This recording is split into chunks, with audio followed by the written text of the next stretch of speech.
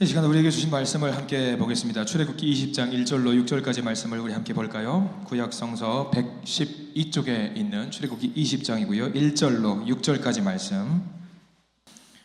출애굽기 20장이고요. 1절로 6절까지 말씀을 우리 1절부터 같이 한 목소리로 읽겠습니다. 1절입니다. 하나님이 이 모든 말씀으로 말씀하여 이르시되 나는 너를 애굽 땅 종 되었던 집에서 인도하여 낸 내 하나님 여호와니라. 너는 나 외에는 다른 신들을 내게 두지 말라. 너를 위하여 새긴 우상을 만들지 말고 또 위로 하늘에 있는 것이나 아래로 땅에 있는 것이나 땅 아래 물속에 있는 것에 어떤 형상도 만들지 말며 그것들에게 절하지 말며 그것들을 섬기지 말라. 내 하나님 여호와는 질투하는 하나님인즉 나를 미워하는 자의 죄를 갚되 아버지로부터 아들에게로 3, 4대까지 이르게 하거니와 나를 사랑하고 내 계명을 지키는 자에게는 1000대까지 은혜를 베푸느니라. 아멘. 오늘 이 말씀 가운데 하나님의 은혜가 있기를 간절히 기도하고 소망합니다. 우리 기도하는 마음으로 고백합니다. 하나님의 은혜가 지금 저에게 임하기를 기도합니다. 우리 옆 사람 축복하면서 하나님의 은혜가 지금 여러분에게 임하기를 기도합니다. 아멘. 하나님의 넘치는 은혜 오늘 하루 되시고 한 주 되시기를 소망합니다.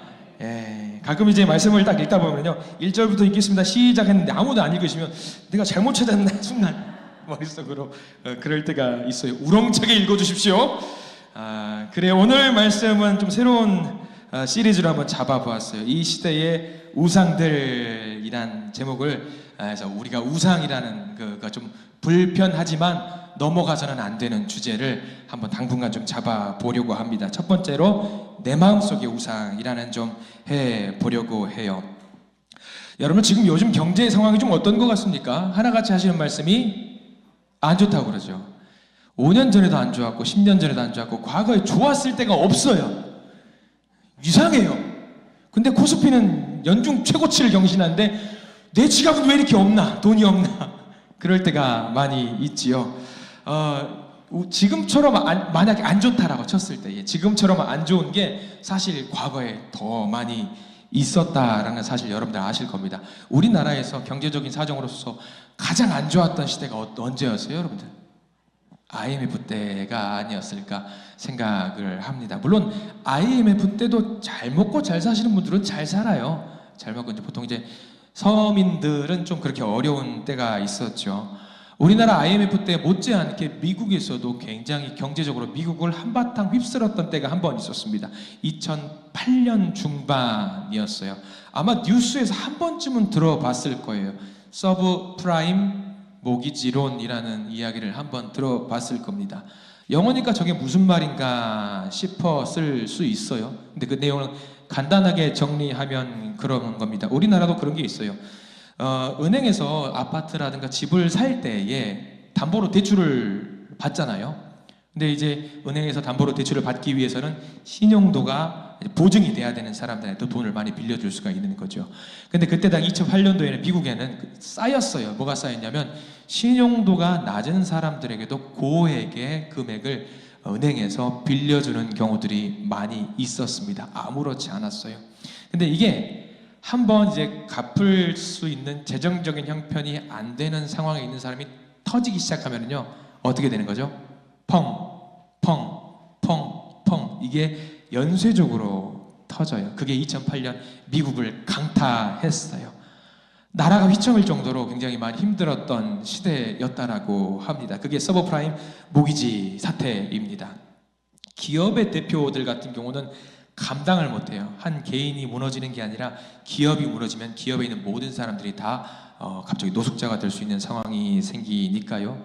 사람들은 분명히 부귀영화를 좀 누려보겠다라고 그런 일들을 했을 텐데 그 끝은 안타깝게도 많은 사람들이 목숨을 끊는 일로 결말이 맺어지는 경우들이 많이 있었어요.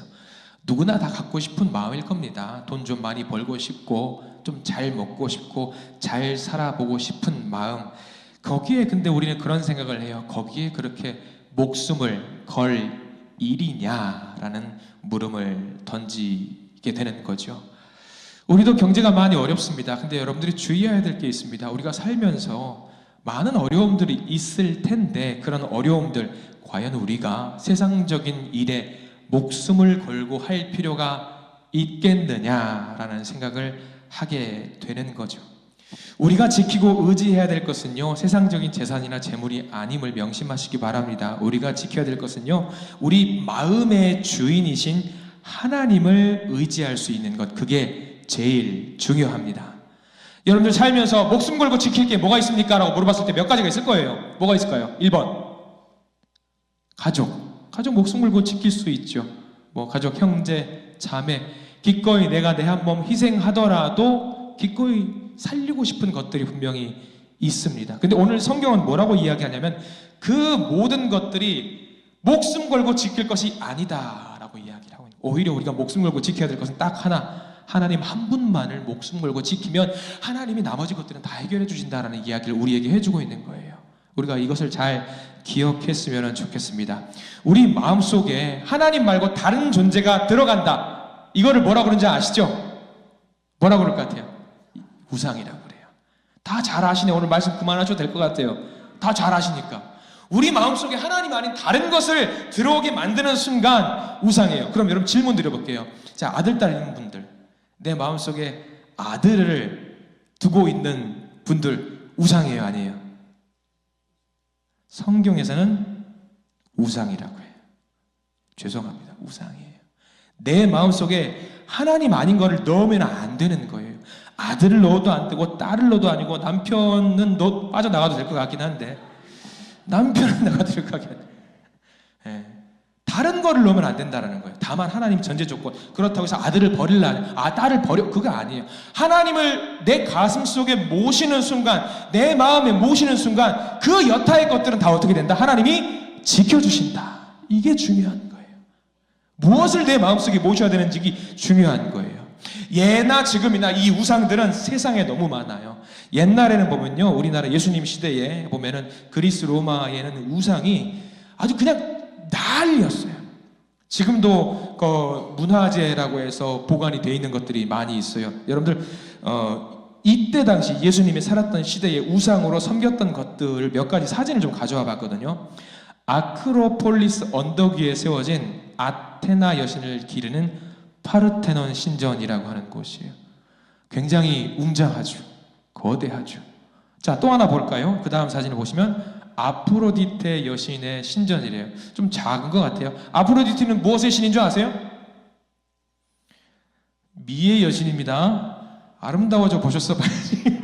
미의 여신은 아프로디테. 그래서 저 신전 이름이 아프로디시아스래요. 발음도 어렵습니다. 또 하나 볼까요? 승리의 신, 니케 신전이라고 합니다. 다 신들을 섬기는 곳이었어요. 예수님 당시에 있던 우상들을 섬기는 곳이었어요. 하나만 더 볼까요? 바다의 신 포세이돈. 포세이돈은 바다를 바라보고 있죠. 저 신전 굉장히 많습니다. 자, 4개를 동시에 띄우는 사진이 있어요. 공통점이 있기 때문에. 뭐가 공통점일 것 같아요? 맞춰보십시오. 네? 안 들려요. 뭐라고요? 기둥. 기둥도 공통점. 근데 그건 정답이 아니에요. 제가 생각하는. 돌, 땡. 에? 뭐라 그러지? 말씀 좀. 신전, 우상 다 맞는 말인데 틀린 말 없어요. 다 맞는 말인데 제가 원하는 답이 아니에요. 오늘 말씀드린 핵심은 뭐냐면요, 저 신전이 신을 모시는 곳이었잖아요. 하나같이 공통점이 있는 게 뭐냐면 다 무너졌어요. 다 무너졌어요. 신들을 모시는 곳이라면서 무너졌어요. 아니, 신들을 모셨다면서 왜 무너져요? 왜 무너져요? 신이 아니니까 무너지는 거죠. 사람들은 멀쩡하게 살고 있는데 신들은 보세요. 자기 집 잘 살고 있어요. 사람들은. 근데 신들은 자기 집이라면서 신들의 집인데 신들의 집이 무너져 있어요. 이게 무슨 신입니까? 이게 무슨 신이에요? 여러분 지금은요 어때요? 우상이 있을까 없을까요? 이 시대를 살아가는 사람들 우상이 있을까요 없을까요? 과거에 비해서 훨씬 더 많아요. 여러분 과거에 통일교 있었어요 없었어요? 없었어요. 과거에 신천지 있었어요 없었어요? 말도 안 돼요. 없었어요. 지금은 더 많아요. 우리나라에마다 예수가 왜 이렇게 많은지 몰라요. 다 모아놓고 토론시켰으면 좋겠어. 니들끼리 한번 싸워보라고. 누가 예수인지 한번 붙여보고 싶을 마음이죠. 그것뿐이겠습니까? 여러분들 우상이 별게 아니에요. 우리 마음속에 있는 게 말씀드리면 야, 이런 것도 우상이 될 수 있는 거 굉장히 많습니다. 돈 우상이에요, 아니에요? 돈 우상입니다, 여러분들. 돈 우상이에요. 물리적으로 무슨 금송아지가 있어야지 이게 우상, 출애굽 시대에 그런 금송아지를 만들었던 그런 것만이 아니라 우리 눈에 보이지 않더라고 할지라도, 만지지 못한다고 할지라도 그 모든 것들이 우상이 될 수 있어요. 심지어 내 마음속에 있는 아들과 가족도 우상이 될 수 있다라고 성경은 명확하게 이야기를 하고 있습니다. 사도 바울은요, 이것을 한 단어로 정리한 게 있어요. 골로새서 3장 5절 말씀이 있거든요. 화면 한번 같이 읽어볼게요. 시작. 그러므로 땅에 있는 지체를 죽이라. 곧 음란과 부정과 사욕과 악한 종욕과 탐심이니 탐심은 우상 숭배니라. 사도 바울이 뭐라고 이야기해요? 탐심은 우리 마음에서 끌어오르는 거잖아요. 탐심이 뭐냐면 우상 숭배래요. 여러분들 예를 들어 설명해 볼게요. 제가 이게 잔이잖아요. 이거를 순금으로 만들어요. 여러분들 탐나요, 안 탐나요? 탐나죠. 탐심이 뭐라고요? 우상 숭배라는 거예요. 아주 쉬운 거예요. 자, 여기는 물이 있어요. 생명수예요. 마시면 젊어지고 절대로 늙지 않아요. 탐나요, 안 탐나요? 우상 숭배래요, 그게. 탐심이 우상 숭배라는 겁니다. 탐심이 우상 숭배. 돈은요, 여러분들, 이런 것들은 신의 속성을 가지고 있어서 돈만 봐도, 돈이 여러분들 신의 속성이 있습니다. 돈이 있으면 모든 것을 다 할 수 있잖아요. 모든 것을 다 할 수 있어요. 그래서 내가 돈이 있으면은요, 뭐와 같은 사람이 되냐면 신과 같은 존재가 된다라고 생각을 하는 거예요. 신과 같은 존재가 된다라고 하는 게 누구에게 도전하는 거예요? 하나님께 도전하는 거예요. 하나님께 도전. 그러니까 우리 마음을 탐심이 생기지 않도록 하는 것이 굉장히 중요합니다. 그리고 좀 더 나가서 말씀 하나 더 볼 텐데, 우리에게 하시는 무서운 말씀이 하나 더 있어요. 에스겔 14장 1절로 3절인데 이해하기 편하게 세번역 성경으로 가져와 봤어요. 우리 성경과 조금 해석이 다르는데 한번 읽어볼게요. 시작. 이스라엘 장로들 가운데서 몇 사람이 내게로 와서 내 앞에 앉았다. 그때에 주님께서 나에게 말씀하셨다. 그 다음, 사람아, 이들은 여러 우상을 마음으로 떠받드는 사람들이며 걸려 넘어져서 죄를 짓게 하는 올가미를 자기들 앞에 둔 사람들인데, 그 다음, 뇌가 과연 이런 사람들에게 질문을 받을 수 있겠느냐. 질문을 던지는 자가 누구냐면 교회를 이끌어 나가는 누구다? 장로라고 성경에 나와 있어요. 그러니까 지금으로 말하면 교회를 이끌어가는 모든 사람들을 말하겠죠. 교회에 다닌다면서, 교회에 출석을 한다면서 하나님을 믿는다고 찬양하고 기도하는 모든 사람들이, 심지어 목사건 장로건 구분할 것 없이 많은 사람들이 우상을 숭배하고 있다라고 하나님이 말씀을 하고 계시는 거예요. 의외로 우상이 정말 많아요. 믿는 사람들, 이스라엘의 지도자들이 이미 우상을 떠받들고 있는데 저 사람들이 어떻게 이스라엘 백성들을 이끌 수 있습니까? 그러면 장로 지도자들은 말하겠죠. 무슨 말씀이십니까, 하나님? 제가 무슨 우상을 섬깁니까? 집에 한번 가보시죠. 저희 집에 우상이 있는지 없는지 주님이 보고 판단하시면 될 거 아닙니까? 하나님은 그게 아니라 겉으로 보이는 그것을 말하는 게 아니라 우리 마음속에 있는 우상이 있다라고 하는 거죠. 분명히 그런 것이 있다라는 거예요. 성경이 말하는 우상 숭배는요, 하나님만이 주실 수 있는 힘과 위로와 평화들을 내 능력으로 하나님 아닌 다른 것으로 얻으려고 하는 태도를 말합니다. 그게 우상 숭배예요. 예전에 한 20년쯤 전이었나요? 우리나라를 선풍적으로 이끌었던 영화 한 편이 생각이 나요. 반지의 제왕이라고 혹시 보신 분들 계실 겁니다. 반지의 제왕이 그 원래 소설이 원작이에요. 톨킨이라는 사람이 쓴 소설인데 이 반지의 제왕 영화 자체가 기독교적인 배경을 가지고 만든 그 소설이고 영화예요. 아마 영화가 더 인상 깊을 거예요. 사진 한번 띄워주셨으면 좋겠는데 반지가 하나 나와요. 저게 무슨 반지게요? 네, 금반지입니다. 금반지예요. 금반지입니다. 탐나지요? 우상 숭배랍니다, 여러분들. 탐나는 마음이 생길 수 있어요. 저 반지가 금반지인데 순금인지 몰라요. 반지 이름이 절대반지입니다. 절대반지예요.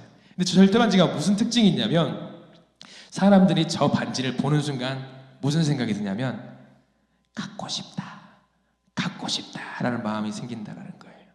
그리고 저거를 꼭 가진 다음에 손에 손가락질 끼우는 순간 사람이 악령 같은 존재가 돼버리는 거예요. 탐심. 이거 누구한테도 빼앗길 수 없어. 그래서 주변에 있는 친구들도 죽이고 괴롭히고 그러면서 절대로 저거를 가지려고 노력을 한다라는 거예요. 절대반지가 우상이죠. 우상이에요. 저런 것처럼 절대반지처럼 해도 지금 이 시대에도 우상이 있습니다. 현대 시대를 살아가는 사람 중에 제일 많이 우리 마음을 괴롭히고 있는 우상, 뭐니 해도 머니다. 뭐니 해도 돈이다. 이게 우리에게는 우상이라는 거예요. 돈은요, 사람의 마음을 찢어놓는 강력한 우상이에요. 액수를 떠나서 우상이 될 수 있습니다. 근데 여러분들, 이 이야기를 하면서 돈이 우상이 될 수 있다라는 것이 참 아이러니하게도 대대손손 지금 젊은 세대들에게도 이게 유행처럼 되는 문화가 하나 있습니다. 여러분들도 다 보셨을 겁니다. 가끔 제가 하는 돌잔치 예배 초대받아 갑니다. 그 돌잔치의 행사의 꽃이 뭔지 아세요? 뭐죠? 저는 예배라고 말씀드릴 줄 알았어요. 예배일 줄 알았는데 예배를 말씀 안 하시. 돌잔치 행사의 꽃은 많은 분들이, 제 이야기가 아니에요, 많은 분들이 돌잡이라고 해요. 그리고 많이 올려놓죠. 청진기도 올려놓고. 청진기를 잡으면 의사가 돼요? 아프지 않을까요? 병원에 자, 책을 보면 공부를 잘할까요? 확인해보고 싶어요. 공부를 정말 잘하는지. 여러 가지가. 실이 뭐하고 연관돼 있죠? 장수와 연관되어 있는 게 실이죠. 장수 하던가요? 저는 한번 확인 한번 해보고 싶어요. 자, 다 제껴놓고 저는 앞으로 우리 교회 식구들 중에 돌잔치하면 그 위에다가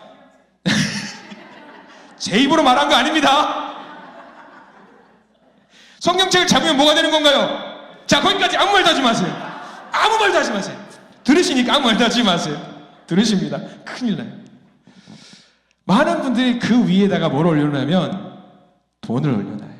그것도 부모님들이 재밌게 돈을 잡았으면 좋겠다라는 말에서 한 장을 올려놓지 말고, 자, 양껏 올려놓으십시오. 그래가지고 오는 분들이 전부 다 와가지고 이 쟁반 위에 다른 것 위에다가 수북하니 돈이 올려있어요. 아이들은 뭐 집어야 돼요? 아니, 다른 것도 집을 수 있는 기회를 줘야지. 무조건 돈만 짓게 하면 어떡하는 거고, 이게 요즘 젊은 부부들의 모습입니다. 아니, 나쁘다라고 이야기하는 거 아니에요. 하나의 재미지자고 웃자고 할 수 있는데 암묵적으로 우리 마음속에 돈이라는 것이 우리 마음을 지배하고 있다는 것을 보여주는 거예요. 참 속상하더라고요. 여러분 명심하세요. 내 삶을 지배하고 있는 주인은 돈이 아닙니다. 하나님이세요. 돈보다 위대하신 하나님이 있다는 것을 우리가 믿었으면 좋겠습니다. 오늘 성경 말씀 한번 볼까요? 우상이 생각보다 많이 있어요. 성경책 보시고요. 출애굽기 20장 2절과 3절 2절 말씀을 같이 이어서 읽어보겠습니다. 출애굽기 20장 시작. 나는 너를 애굽 땅 종 되었던 집에서 인도하여 낸 하나님 여호와니라. 너는 나 외에는 다른 신들을 내게 두지 말지니라. 하나님이 명령하셨어요. 다른 신을 내게 두지 말지니라. 근데 거기 잘 보세요. 3절에 다른 신들을 이라고 하나님이 말씀하셨단 말이죠. 그럼 하나님이 알고 계세요. 다른 우상이 이 시대에 이미 있었다라는 것을 하나님이 알고 계셨어요. 그러면 하나님이 이스라엘 백성들을 끌고 가고 계셨단 말이죠. 그럼 이스라엘 백성들에게 그 말을 했다는 것은 이스라엘 백성들이 따라오면서도 그 마음속에 뭐가 있었다는 얘기예요? 우상이 이미 있었다는 얘기예요. 하나님 따라가면서도 우리에게 하는 말씀이에요. 우리도 예배드리고 있잖아요. 기도드리고 하나님 안 된다고 고백해요. 이스라엘 백성들이랑 똑같이. 그런데도 우리는 마음속에 뭐가 있냐면 다른 것을 생각할 때가 분명히 있다라는 거죠. 다른 신들. 그 다른 신이 뭔지 4절에서부터 5절까지 말씀이 이어져 있는 부분 나와요. 그 신이 뭔지 잘 보십시오. 4절부터 5절까지 제가 멈추세요 할 때까지 읽습니다. 4절 시작. 너를 위하여 새긴 우상을 만들지 말고 또 위로 하늘에 있는 것이나 아래로 땅에 있는 것이나 땅 아래 물속에 있는 것에 어떤 형상도 만들지 말며 5절 그것들에게 절하지 말며 그것들을 섬기지 말라. 나 내 하나님 여호와는 질투하는 하나님인즉. 거기까지 한번 보겠습니다. 하나님이 말씀해 주셨어요. 잘 보세요. 4절 말씀 잘 보면은요, 새 우상을 만들지 마는데 그 우상이 어디 있냐면 하늘에 있는 것, 아래에 있는 것, 땅에 있는 것, 땅 아래, 물 속에 있는 것, 우상이 어디 있다는 거예요? 모든 곳에 있어요.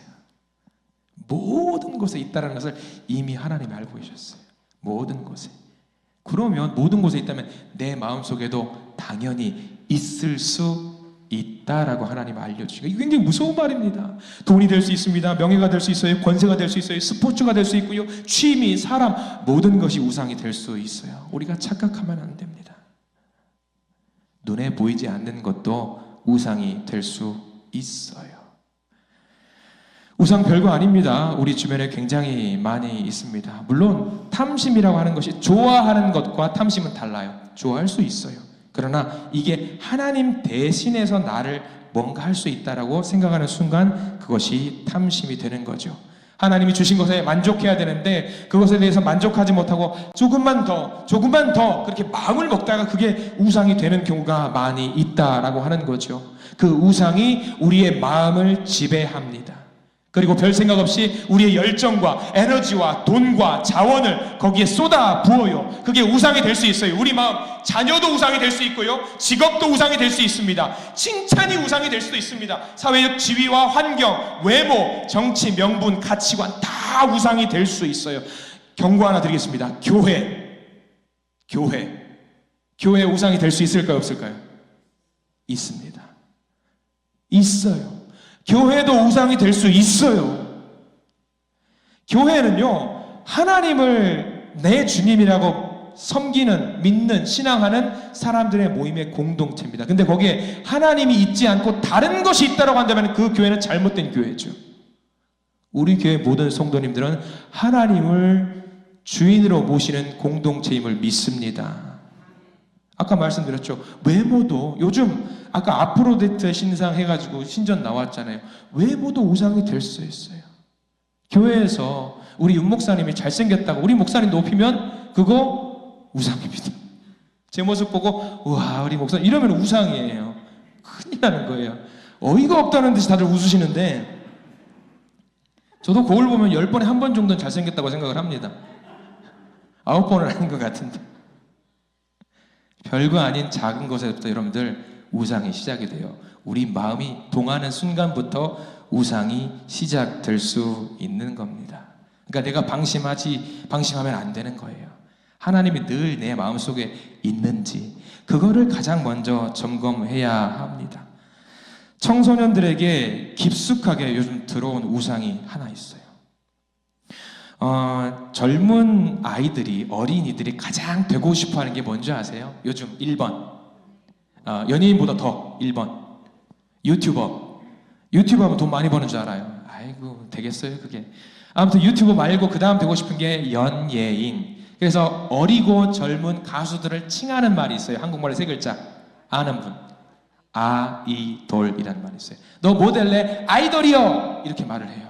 아이돌이 되고 싶다고 그래요. 자, 화면 한번 띄워주세요. 아이돌. 헬라어 원어로 아이돌이 우상이란 말입니다. 저는 저게 왜 저렇게 시작되는지 모르겠어요. 아이들은 허심탄회하게 아무렇지 않게 생각하지 말고 너 모델래? 아이돌이요. 우상 되고 싶다고? 이거예요, 여러분들. 아이들이 혹시 아이돌 되고 싶다고 한다면 알려주세요. 그 말이 원래 무슨 의미인지 알려주세요. 저 말은 우상을 뜻한단다. 마귀를 뜻한단다. 사탄을 뜻한단다라는 것을 알려주십시오. 어쩌다가 저 단어가 이렇게 어린 아이들에게까지 침투한 건지 잘 몰라요. 보세요. 내가 몰랐어요. 의외로 많아요. 우상이 정말 많아요. 우리가 조심해야 돼요. 우리 마음을, 우리가 오늘 이 시간에는 우리 마음 속에 있는 우상에 대한 이야기를 하고 있잖아요. 우리 마음은 사실 지금 자세히 끄집어내보면은요, 외과 수술을 한다고 생각하고 끄집어서 도려내보면은요, 여기저기 우상의 요소들이 많이 있을 겁니다. 가장 무서운 거 하나 알려드릴까요? 기복신앙이라는 게 있어요. 우리나라 전통적으로. 뭐냐면 정화수 뜯어놓고 비나이다 비나이다, 이 기복신앙이라고 하잖아요. 한국교회에서 제일 위험한 것 중에 하나가 그겁니다. 하나님 비나이다 비나이다. 이게 들어와 있어요. 이거 우상이에요. 하나님이 알라딘 램프예요. 문지르면서 이거 이루어주세요. 이거 이루어주세요. 그러면 알라딘의 램프를 찾아가야죠. 하나님을 찾으면 안 되죠. 이것도 하나님을 바르게 믿지 못하는 우상입니다. 의외로 많아요. 내 마음속에 날 지배하고 있는 그 우상의 자리가 있다라고 한다면 다 도려내십시오. 그리고 그 자리를, 내 마음의 자리를 하나님께로 온전히 드리실 수 있는 우리 믿음의 성도님들 되시기를 간절히 소망합니다. 스스로에게 계속 물어보세요. 스스로에게 하나님이라면 어떻게 생각하셨을까? 하나님이라면 나에게 뭐라고 말씀하셨을까? 이 질문만 던지고 스스로 답을 찾아도 우리가 우상 숭배는 절대 안 할 수 있습니다.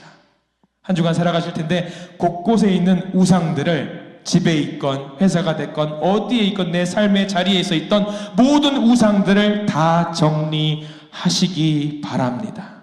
그리고 그 자리에 온전히 하나님을 넣으셔서 하나님 중심으로 살아가실 수 있는 우리 믿음의 성도님 되시기를 간절히 축원합니다. 기도하겠습니다.